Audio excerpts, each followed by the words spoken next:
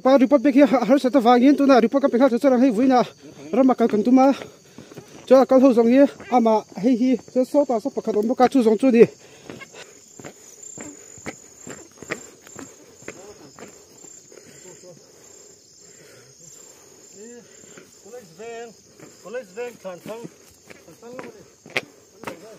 môi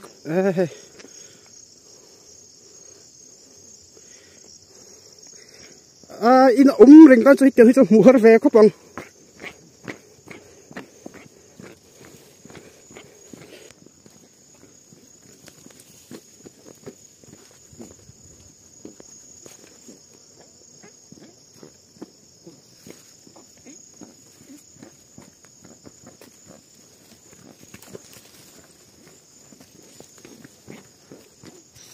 không lấy tặc nữa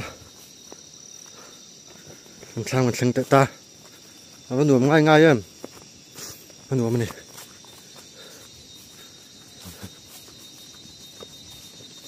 vẫn huồn nhé cùng sống bạc hạt đón ngược xuyên về thôi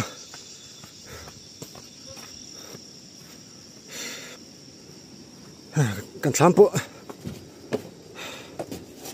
thông cho thằng ai sắc nó cho hi ôi ha khuyên bao bác khách chiêm không cầm bắt súng chơi về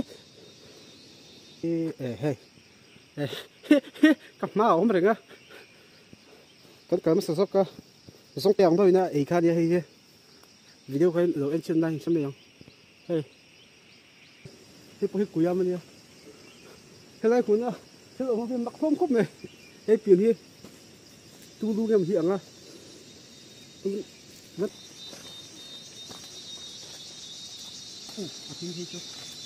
ha in là phụ nữ thì chỉ tùy đi không bóc á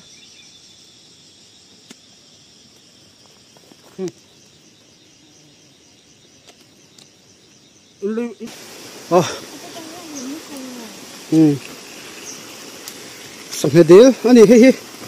về sát nó em cái đi đâu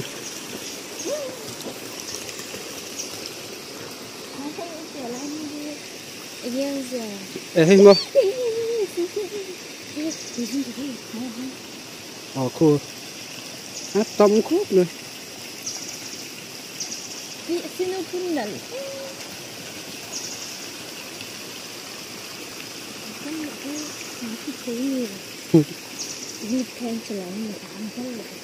ớt so đi so